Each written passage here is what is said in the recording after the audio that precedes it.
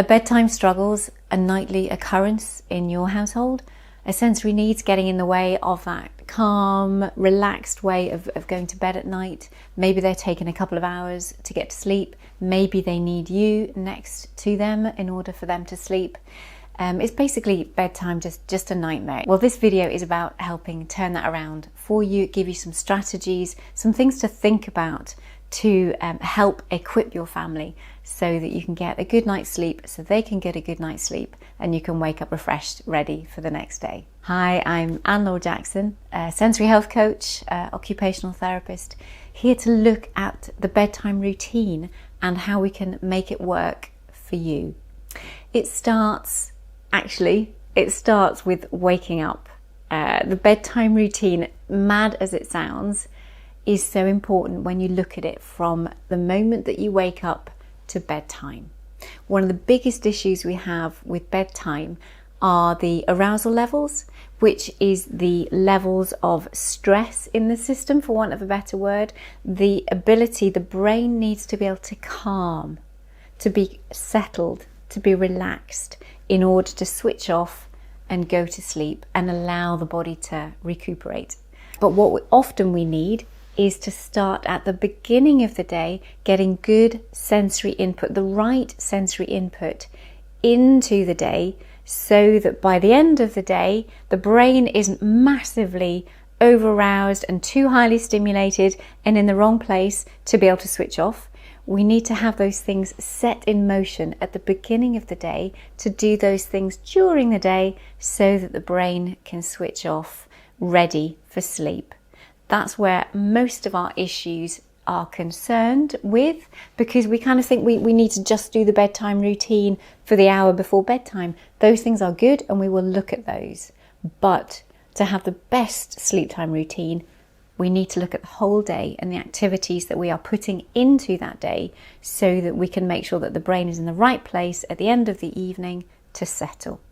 So that's what we need to look at, and that's where we need to find your individual, your child, your adult's sensory thumbprint, what is unique to them, about how each and every single sense works, what are the things that stimulate them, what are the things that calm them.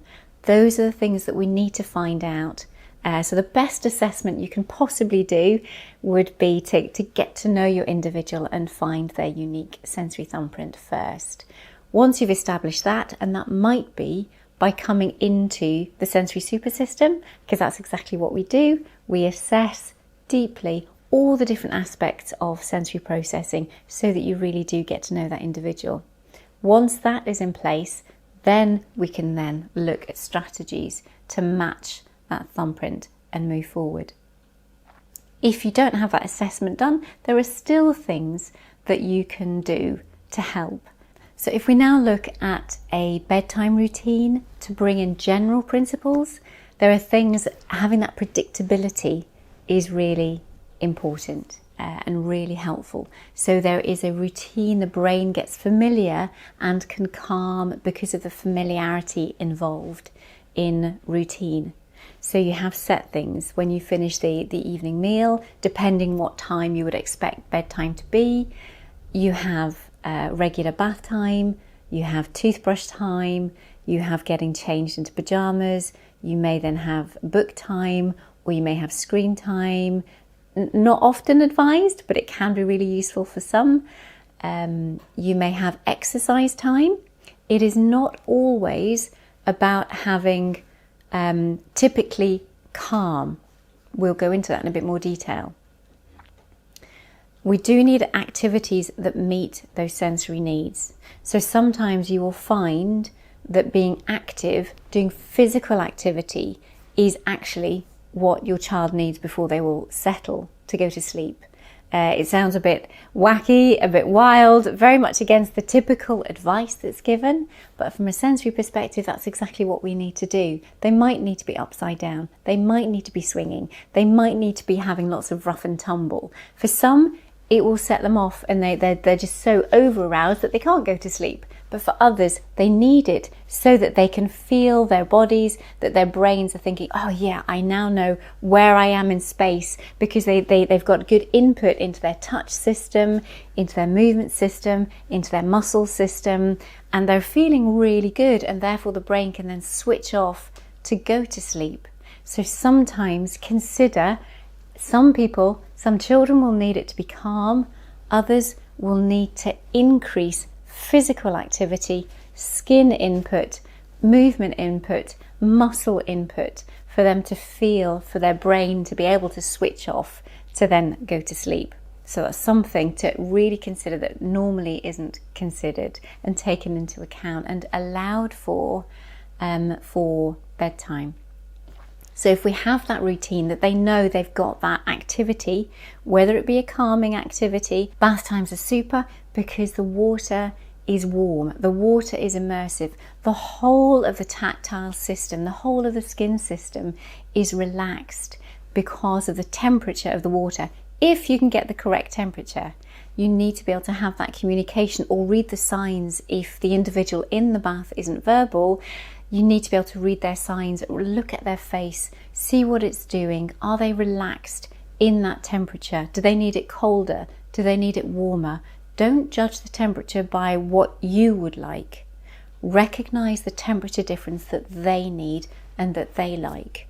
And that's what will help calm and settle their brains. So a bath is a lovely thing because it is so immersive.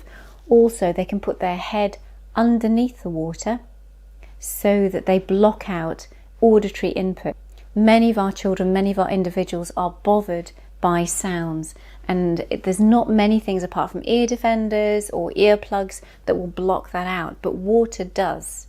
When you're in a bath, you have your head under the water and the system can relax. The ears are well protected from external sounds because they're enclosed in the water. So the skin is enclosed, it is warm, there's nothing unexpected that's going to happen in the bath. It's a very safe place, so it is a lovely thing for bringing down arousal levels at the end of the day.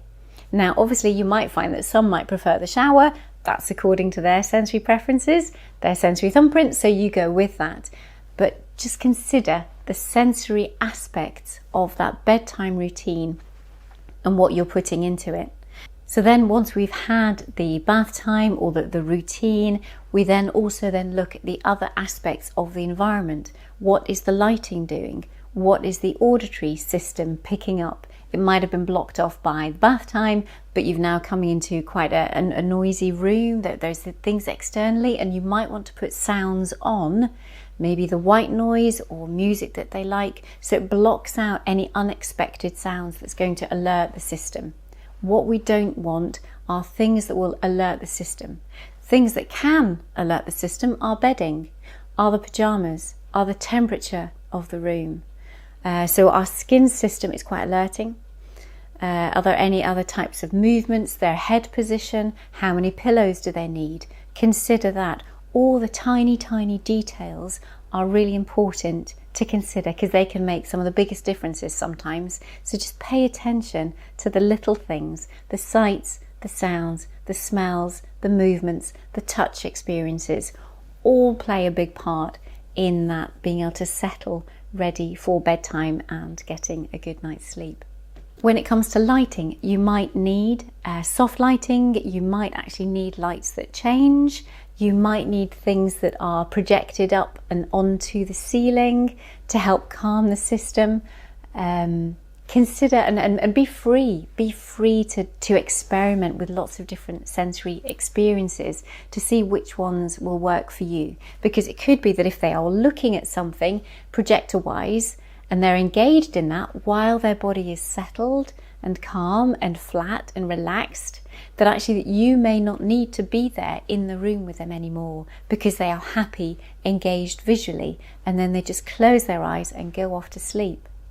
Same with auditory. There may be audiobooks, if they're not too exciting, other things for them to listen to that will help their systems settle without, again, you physically needing to be there with them and for them. The touch system, There are many things that we can provide so that their tactile systems can settle at night. It's a beautiful thing if you can massage them or wrap them up in a quilt and squish them and squash them so that, again, they can feel their bodies, so they can relax. There are some people, you might find that they are sleeping on the ground. They are sleeping on the floor, and they get themselves off the bed and go and lie flat on the ground. Often they do that because of a lack of registration. They're not aware so much of their skin system. They need more input into their skin, and that deep pressure, that pressure that they have when they're lying on the ground rather than on a soft mattress, gives them the receptors, that awareness of this is where my body is, and the brain can relax. So don't worry if your child or your adult is sleeping on the floor. It is showing us big time what is going on sensory wise for them. And it may be that you want to have a board, if you want them off the floor for hygiene reasons or for any other reason. You may want to really firm up their bed so that they are getting that same hard input into their systems until we can raise the registration, raise their brain's awareness of their body by doing exercise and other things that we can look at. So lighting can be dimmer, can be more sparkly. Auditory wise can be, you have white noise, the same way that you might have put the vacuum cleaner on in years gone by. We now have many audio techniques to stop unwanted sounds going into the system. From a touch perspective, we have sheets, we have weighted blankets, which you do have to watch the amount of weight that is placed on them. There are regulations about weighted blankets that we have to be aware of, but having some lovely deep touch into their systems before bedtime can help them settle and also help them be less reliant on you needing to sleep next to them and with them, because they'll turn over and they'll touch you and they'll put their hands all around you and their feet will go and find you. They just need to know you give them that reinforcement of where their body is.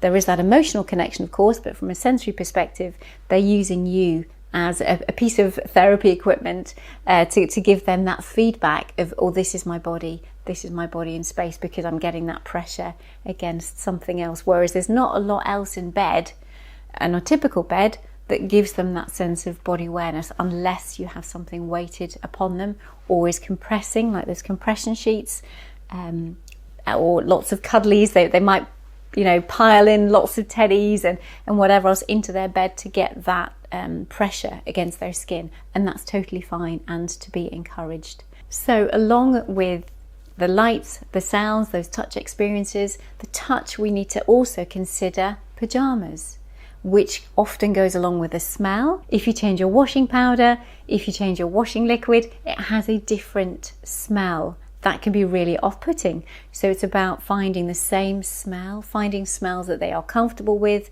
and using the same powder so that their pajamas and their nightwear and their sleeping wear and their bedwear is of a familiar scent that they are comfortable with. Sometimes if they are sleeping away and they are going away with a club or on a trip or going to see family members, you might want to make sure that you have something with a similar smell to give to them. Maybe it's a little towel, or it's some of your clothing, or whatever it is that you have that they will associate with you, that they can register the smell. And that can be a very comforting thing for them to go, if you need them to sleep outside of the house elsewhere without you. Use smell for that. So we look at the fabrics of their pajamas, make sure that's all totally comfortable, and feel free to change it. If you are being communicated with and someone says, actually that hurts, that is real, okay? From a sensory perspective, there are lots of things that hurt. Sight, sound, smells, touch can be quite painful, not helpful for individuals. So just believe them if they're saying it. In the first instance, just go along with it. So another thing with a tactile system are the sheets. Often, maybe you know the story of the princess and the pea. where the pee is underneath mattress and mattress and mattress and mattress, and the princess is able to identify the pee underneath and she can't sleep well. That is the same with some of our individuals who are that reactive in their skin system. They can pick up the slightest crease in the sheet, the slightest change in the fabric of the sheets or the coverings is just totally disorganizing and doesn't help them go to sleep. So pay attention, accept that that is real for them, and have an explore, ask questions, find what other fabrics will work for them in order for them to be able to relax into the evening. So hopefully there's a few pointers anyway. It is a huge subject. There is lots to consider. And if there's any way that I can help you to assess those sensory needs, treat their system, and then find those strategies to help with a bedtime routine and to help with sleep, then do check out the website annelaurajackson.com, at Sensory Health Coach if you want to find out more social media wise. But I'm here for you. We want to help you. We want to support you. We want to help change that bedtime routine. And that's what we see. When folks come in, they come into the service, they come in and work with us, and they're only getting a couple of hours sleep per night. Sometimes it's a few weeks, sometimes it's a few days that we can change the bedtime routine, and you get sleep, life is completely changed. So we'd love to help you. Thanks.